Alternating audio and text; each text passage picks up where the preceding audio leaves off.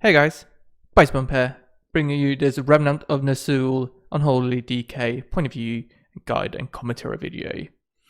This is one out of many videos I plan to make, both on the heroic version of bosses, but more importantly also on the mythic versions. So do make sure to subscribe to the channel so you can see when these come up, as I plan to make them for all bosses out there. For this boss, I've opted into running Clawing Shadows. You can obviously also run all reserve. However, I feel like there's quite a lot of downtime here, so you can easily leverage Clawing Shadows. Furthermore, we have a couple of instances of some nice Death and Decay cleave, and that's also a nice niche for Clawing Shadows. But let's just jump right into it. We start off as normal with the normal opener, with Army, Double Festa, into Blight, Dark Transformation, Abomination Limb, and Apocalypse. Nothing too fancy there. For this fight, we see specific use where Death's Advance is actually incredibly useful. We have this mechanic which knocks back the raid quite severely, and it's actually incredibly useful to use Death's Advance to avoid that. What I like to do is get knocked with everyone for the first knock, and then just use Death's Advance on the second one, so I can simply ignore that.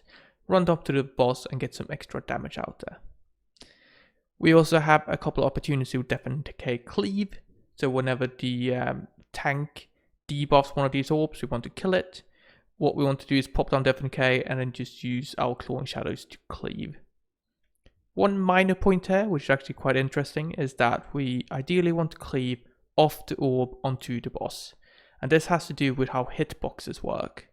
So Clawing Shadows cleaves everything 8 yards around your target, and it's actually the center of your target.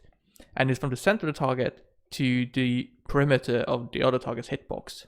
So you can see here Ner'zhul has a huge hitbox, whereas the orb has a little one. This means that if you cleave off the orb, you're much more likely to actually hit Ner'zhul than if you cleave off Ner'zhul and onto the orb. I'm not 100% sure if that makes sense, but this is quite a common behavior. So if you have a huge hitbox versus small hitbox, hit the guy with a small hitbox and you're more likely to cleave on both. Alright, we see we're getting knocked there. I don't have Death's Advance, so I need to follow through, and then we knock back again. This is like the main source of deaths in this fight if you don't stack properly, so do make sure to pay attention because it's crucial you don't get knocked off. It's really not very fun to do so. Alright, we've got the orb going down. So here we don't get the boss tanked in the one I went on, which is unfortunate. But that's how it is. Ideally, we always want to hit the one next to the boss, because then we can leverage the cleave to get some extra damage, right? The boss is dropping quite quickly. We have quite a lot of damage here. So we're getting ready to use our Soul Reaper. Here I use Death's Advance.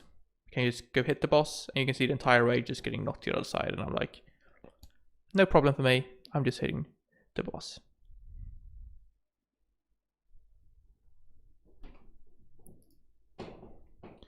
Alright, boss is hitting 35%, so it's time to make use of that Soul Reaper spam. Right, we can see to get the orb here. One crucial factor to get the orb, you have to look to the outside bit. The orb essentially explodes right in front of you, so you always get knocked backwards. This means that if you look at the boss, you're going to get knocked off the platform, which isn't great. So do keep that in mind. If you do get the orb, just make sure to have your mindset outwards. You can see I use Apocalypse on the ghoul here, even though it dies very quickly. That's completely fine, you know, the ghouls last for, 12 seconds or more. And just because you use them on the orb doesn't mean they can't hit the boss, right? It's full value still. Right, I can see that on my cooldown frames, I have Army coming up in 20 seconds. Here I need to make like a split decision choice, right? I ideally want to hold Blight until Army. However, I could have probably use Blight and then hold Army for a couple of seconds to use it a bit later. However, the boss is getting low. I feel like if I delay Army into my next Blight Dark Transformation window, I probably won't get full use out of it. So that's why I did hold Blight Dark Transformation for a couple of seconds there. I say this very often, but second Army, always use it a couple of seconds beforehand.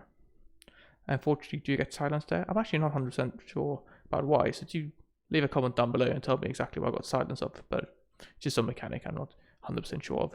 Might be the tank one. I'm gonna have to review, and I will leave a comment below to tell you guys. Anyway, that was it for this boss. Got quite a good damage in the end. It wasn't the greatest, but it is what it is.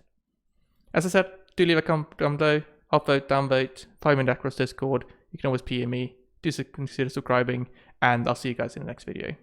Thank you very much for watching, and stay tuned for more content. Thank you.